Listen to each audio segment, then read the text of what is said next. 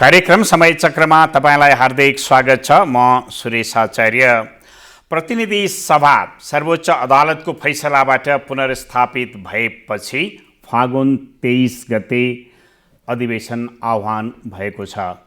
अब यो अधिवेशनमा कुन प्रक्रियाबाट अधिवेशनका क्रियाकलापहरू अगाडि बढ्लान् भन्ने विषयमा केन्द्रित रहेर आज हामी कुराकानी गर्दैछौँ। नेपाल कम्युनिस्ट पार्टी नेकपाबाट प्रतिनिधि सभामा संखुवा सभाबाट निर्वाचित सदस्य राजेन्द्र गौतमसँग कार्यक्रममा यहाँलाई हार्दिक स्वागत छ।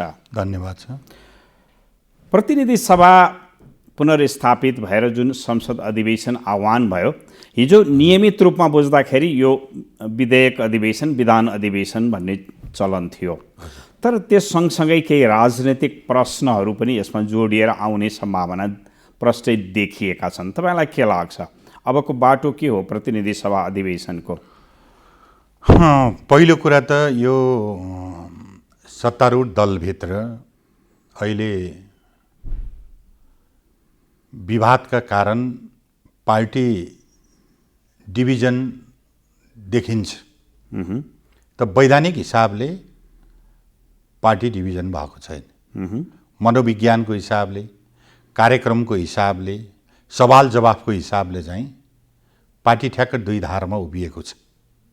तर संवैधानिक प्रक्रिया पुरा गरेर या वैधानिक प्रक्रिया पुरा गरेर पार्टी डिभिजन भयो त भन्दा पार्टी डिभिजन भएको छैन। त्यसैले त्यसमा केही चुनौतीहरू छन्।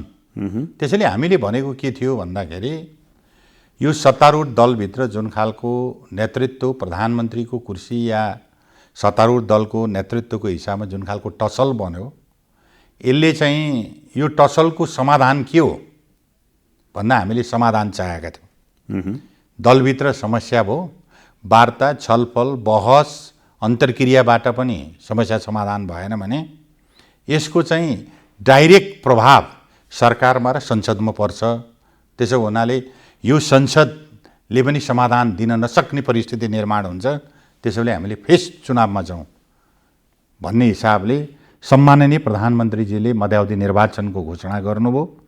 अदालतले संसद चाहिँ के अरे भनौँ 76 को बनेको प्रधानमन्त्रीले विकल्पहरू रहेसम्म संसद चाहिँ विघटन गर्न मिल्दैन र विकल्पहरू छन् पार्लियामेन्टमा भन्ने चाहिँ उसले फैसला गरेपछि हाम्रा लागि यो फैसला अनपेक्षित थियो।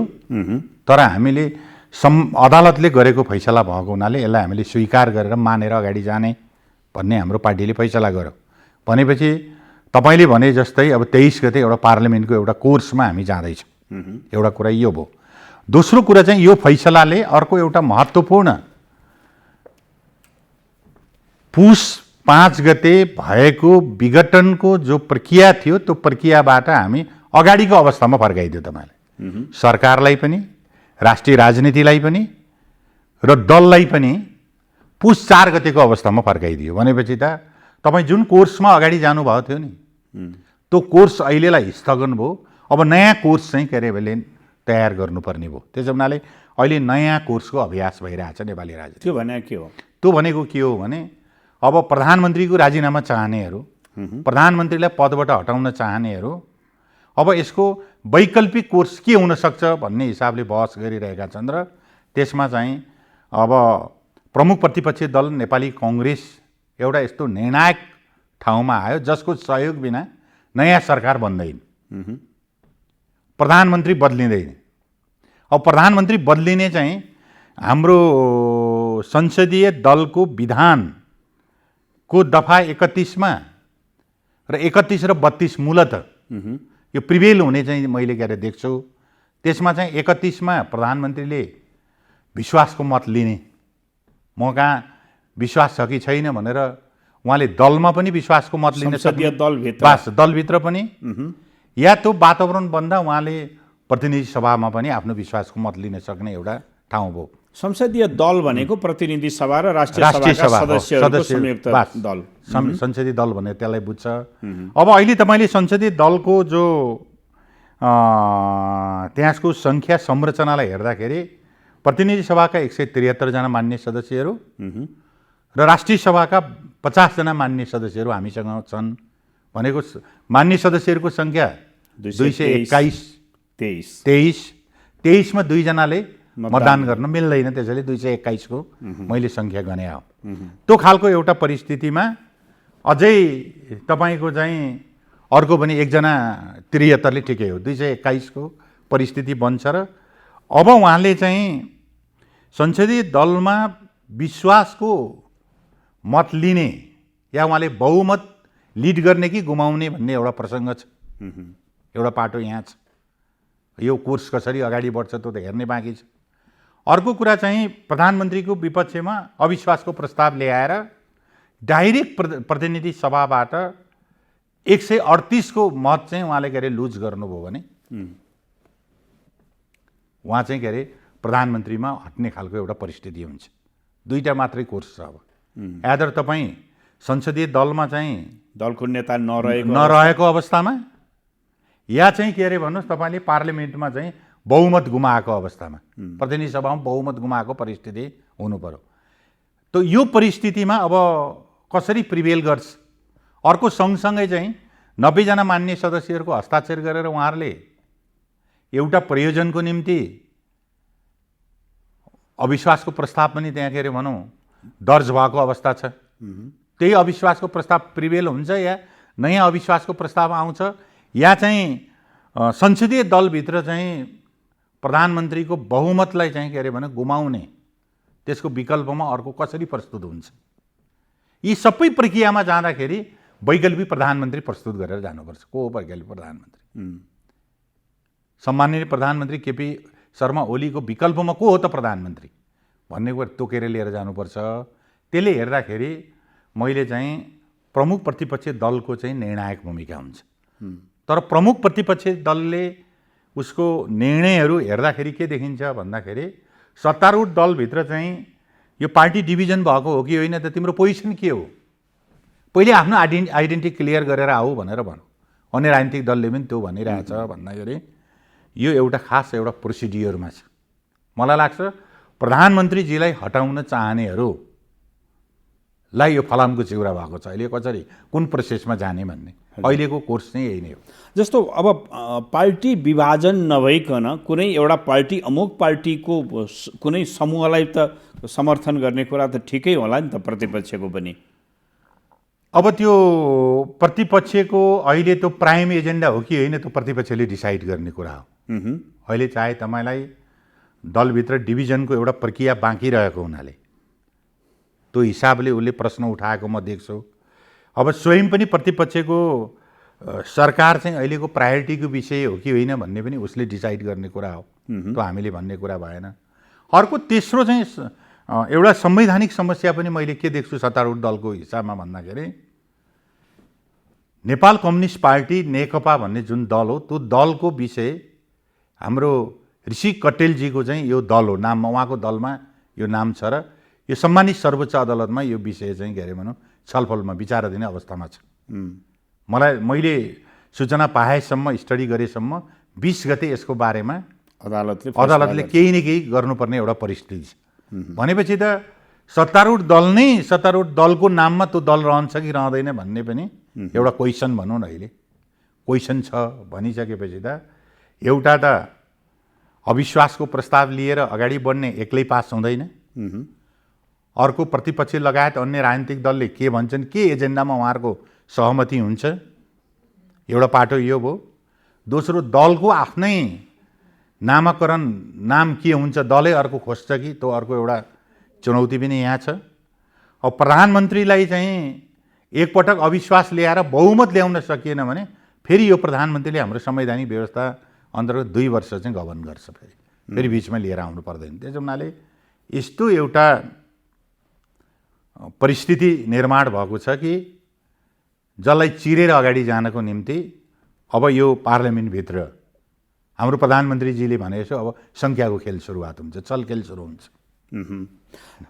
अब जस्तो तपाईँ एउटा सत्तारूढ पार्टीको सांसद पनि हुनुहुन्छ। अब समूह छुट्याएर भन्ने हो भने प्रधानमन्त्रीको पक्षमा पनि उभिनु भएको छ। तपाईँलाई के लाग्छ यो प्रक्रिया संसदीय दलबाट प्रारम्भ हुन्छ प्रधानमन्त्री विरुद्ध वा प्रतिनिधि सभामा मात्र नै हुन्छ? यो मलाई अब दलभित्र मेजोरिटी गभर्न गर्ने, प्रधानमन्त्रीको विपक्षले गभर्न गर्ने परिस्थितिको सुनिश्चितता भएर उहाँलाई विश्वास भयो भने यो दलैभित्र हुनसक्छ। त्यो विश्वास उहाँले त्यहाँ आर्जन गर्न सक्नु भएन भने एक्लै हुँदैन के अरे प्रतिनिधि सभाभित्र। अन्य कुन दलको बैशाखी टेकेर कुन दलको साथमा उहाँ जाने हो भन्ने कुराको टुङ्गो नलागिकन प्रतिनिधि सभामा प्रवेश गर्ने कुरा पनि कठिनाइ छ। अर्को एउटा जटिल तपाईलाई चाहिँ तथ्यहरू पनि जटिल एउटा सम्भावनाको कुरा, तथ्य नभनौँ म, एउटा सम्भावनाको कुरा मानौँ 25% मान्य सदस्यहरूले सभामुखको भूमिकामा चित्त बुझेन भनेर कुनै महाभियोग उठाइदिए भने के गर्ने? तर त्यो पनि जटिलतातिर जाने कुरा हो नि। उहाँलाई हटाउन त 2/3 चाहिन्छ फेरि होइन। आखिरी त एउटा नयाँ चुनौती खडा हुन्छ कि हाम्रो संविधानले त मलाई त निलम्बित गर्छ, भूमिका दिन नसक्ने परिस्थिति आउँछ। उपसभामुख हुनुहुन्न, के हुन्छ उपसभामुख हुनुहुन्न अनि एउटा वरिष्ठ सदस्यकोमा जान्छ। मैले यो चाहिँ त्यो पनि एउटा त्यहाँ ठाउँ छ, त्यहाँ मान्छे जान सक्छ, त्यो कुरालाई पनि नजरअन्दाज गर्न मिल्दैन भने मैले। त्यसो हुनाले तब जम्मै बढ्ता चलखेल हुन थाल्छ र परिस्थिति गन्जागोलमा जान्छ। यो पार्लियामेन्टले समाधान दिँदैन, समाधान चाहिँ निर्वाचन मात्रै हो भन्ने टुङ्गोमा तपाईँ पुग्नुहुन्छ भने त सबै अप्सनहरू ओपन छन् भने मैले। जस्तो तपाईँले भन्नुभयो नि, प्रधानमन्त्री भइरहेको व्यक्ति संसदीय दलको नेताबाट हट्यो भने उहाँले राजीनामा दिनुपर्ने हुन्छ। त्यो दलबाट हट्यो, दलको मेजोरिटी गुमायो भने चाहिँ नैतिक सङ्कट। नैतिक सङ्कट मात्रै हो कि बाध्यता हो? होइन, बाध्यतै हुन्छ। जस्तो मैले संविधानमा चाहिँ प्रधानमन्त्री पद मुक्त हुने अवस्थामा संसदीय दलको नेताबाट हटेमा त छैन, तर त्यो चाहिँ एउटा बाध्यात्मक परिस्थिति सिर्जना हुन्छ मलाई त्यस्तो लाग्छ। तर मान्छेले सोच्दा त बाध्यात्मक परिस्थिति त संसद पुनर्स्थापना भएपछि प्रधानमन्त्रीमाथि एउटा नैतिक बाध्यता पर्छ भन्ने थियो। होइन, पार्लियामेन्टले प्रधानमन्त्रीले त प्रश्न भन्नुभयो नि त। मैले प्रधानमन्त्रीको त्यो इमान्दारितामा विश्वास गरौँ, किनभने अनपेक्षित फैसला थियो तर यो फैसला म मान्छु। सम्मानित सर्वोच्च अदालतले देखाएको बाटोमा चाहिँ प्रतिनिधि सभा अगाडि जान्छ, प्रतिनिधि सभाको बैठक आह्वान हुन्छ, तर म संसद फेस गर्छु भनौँ भने त्यो प्रधानमन्त्रीले त्यो मौका हुन्छ। म प्रधानमन्त्रीले के भन्नुभयो, म यो विषय म फेस गर्न तयार छु। संसदीय दल या चाहिँ प्रतिनिधि सभा जहाँ फेस गर्नका निम्ति चाहिँ उहाँहरू आउनुहुन्छ म फेस गर्छु। उहाँले त हिजो भोकलले नै भन्नुभयो नि त, तपाईँ सक्नुहुन्छ नि अविश्वासको प्रस्ताव ल्याएर हटाउनुहोस् न, म फेस गर्न तयार छु भनेपछि त तपाईँले कानुनी संवैधानिक अभ्यास परम्पराको हिसाबले पनि एउटा प्रधानमन्त्रीले म संसद फेस गर्छु, मेरो दल म फेस गर्छु भनौँ भने त्यो मौका दिनुपर्छ। तर संसद विघटनका विषयमा सर्वोच्च अदालतले फैसला गरिरहँदा अविश्वासको प्रस्तावलाई त चिनेको छैन नि। हजुर, अविश्वासको प्रस्ताव एउटा दर्ता भयो भन्ने छ, समयका कुरा आफ्ना ठाउँमा छन्। त्यो कायम हुने नहुने कुरा पनि प्रश्न उठ्ला अथवा नउठ्ला। तर एउटा प्रधानमन्त्रीले संविधान सम्मत काम गरेन भन्ने फैसला अदालतले दिएको होइन।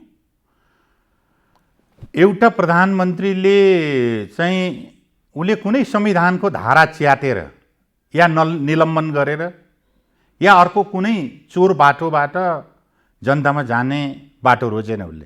उसले संविधानको धारा कोट गरेरै म चाहिँ यसले समाधान दिन्न र म जनतामा जान्छु, जनताको सर्वोच्चतालाई मान्छु, जनताबाटै म आएको हुँ भन्ने हिसाबले जनसर्वोच्चतालाई उसले स्वीकार गरेर म जनतामा जाने जो निर्णय गर्यो र भनौँ सर्वोच्च अदालतले के भनौँ त त्यसरी त्यही कुरा गर्दा त विकल्पहरू तपाईँ चाहिँ 76(2)बाट बन्नुभयो, 76(1) को प्रधानमन्त्री हुनुभयो, तर अरू धाराहरू प्रिभेल गरेर नयाँ सरकार बन्ने सम्भावना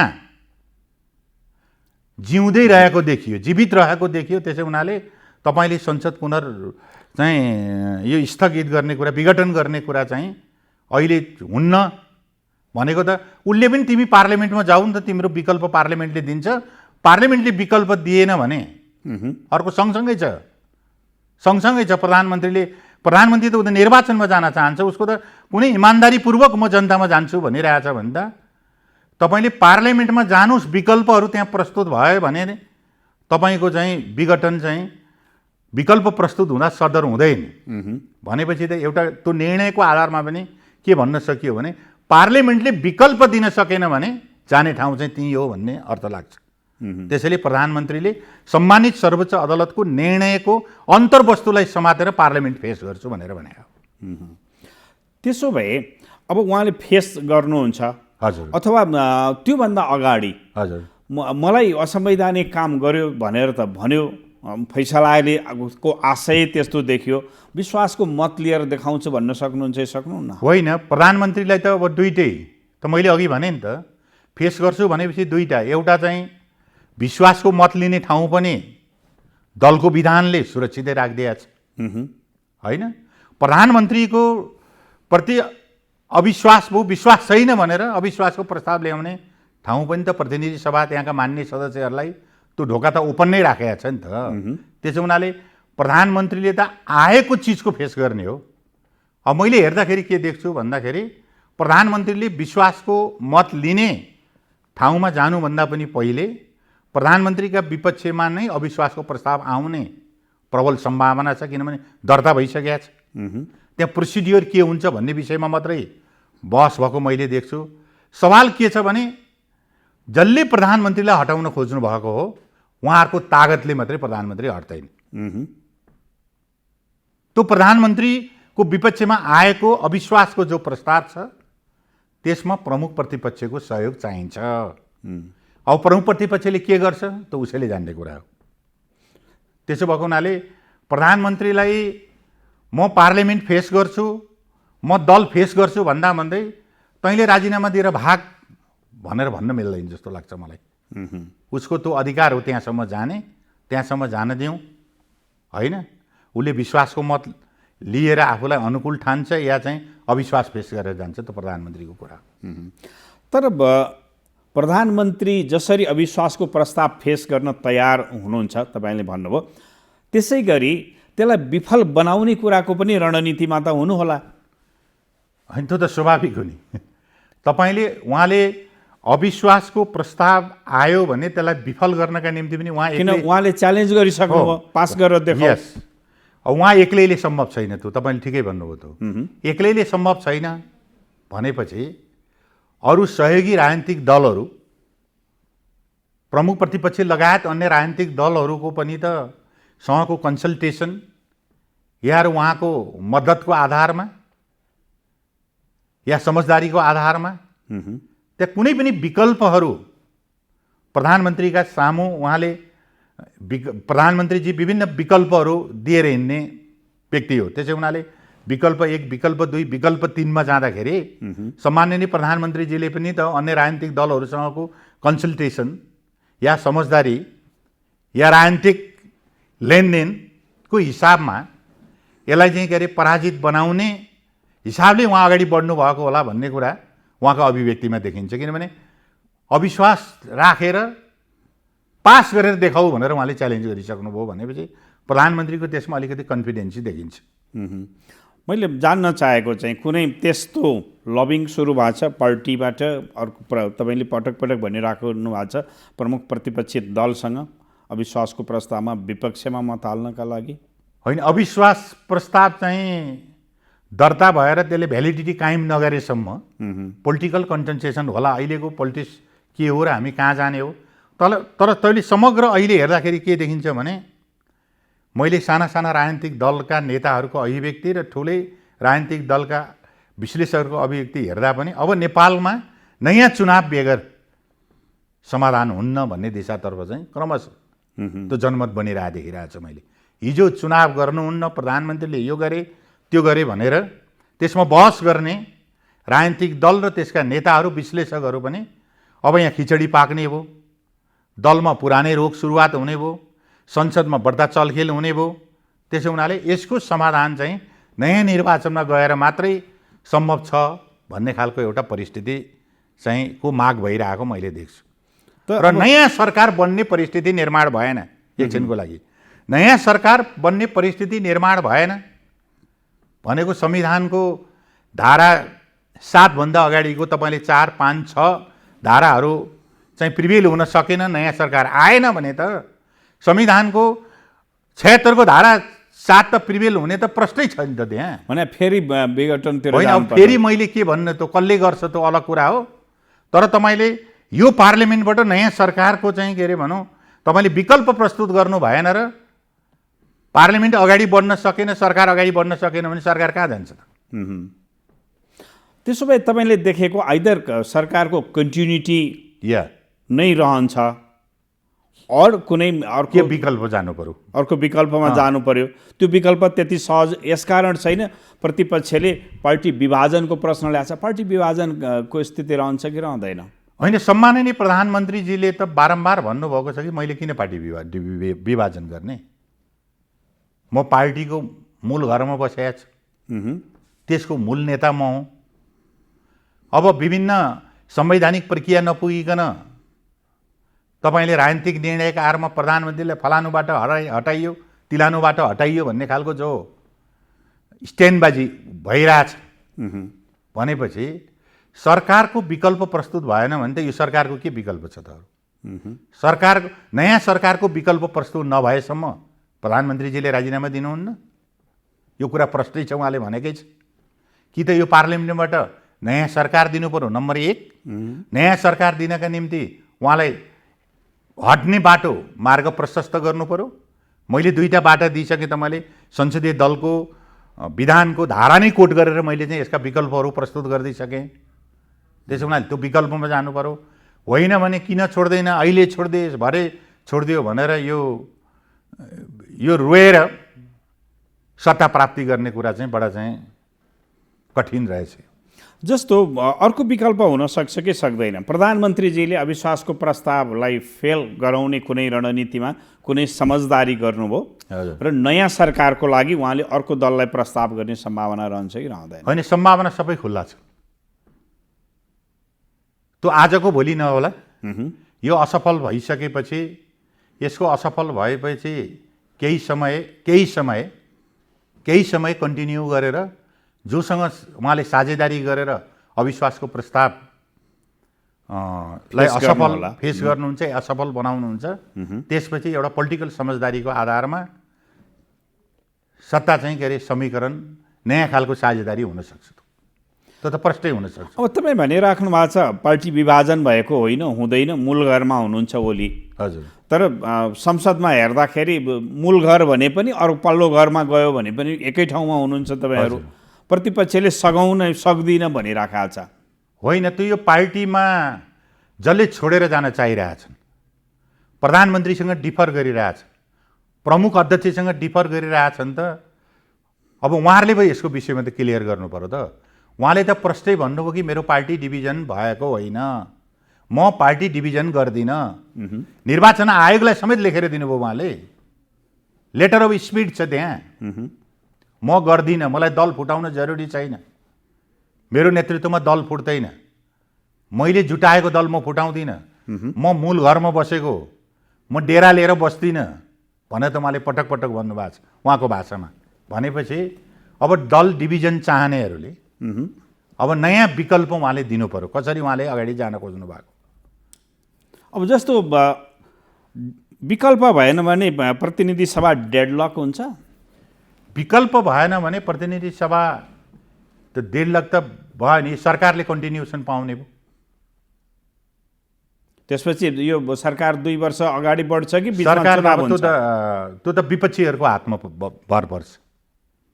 हामी समेत सामेल भएर चुनाव गराउँ, एउटा सहमतिको एउटा सरकार बनाएर चुनाव गराउँ, या यसैलाई चुनाव गर्न दिउँ, या नयाँलाई प्रधानमन्त्री प्रस्तुत गरेर उसको नेतृत्वमा चाहिँ नयाँ सरकार बनाएर चुनाव गराउँ भन्ने त त्यस पछाडिको नयाँ कोर्स हो। त्यसैले मैले अघि तपाईँलाई गम्भीरतापूर्वक ध्यान गरेको कुरा के हो भन्दाखेरि सम्मानित सर्वोच्च अदालतको यो फैसलाले कानुनी रूपमा त एउटा निरूपण गर्न कोसिस गर्यो, तर राजनीतिक समाधान दिएन, समस्याहरू झन् बल्झिए। यो चाहिँ पार्लियामेन्टमा अराजकता र अस्थिरता बढ्ने हो नेपाली राजनीतिमा। त्यसको चाहिँ निर्वाचनको विकल्प छैन भन्ने सम्माननीय प्रधानमन्त्रीजीको जो दृढ अठुट र अडान हो नि, त्यो त्यही दिशातर्फ मुलुक गइरहेछ।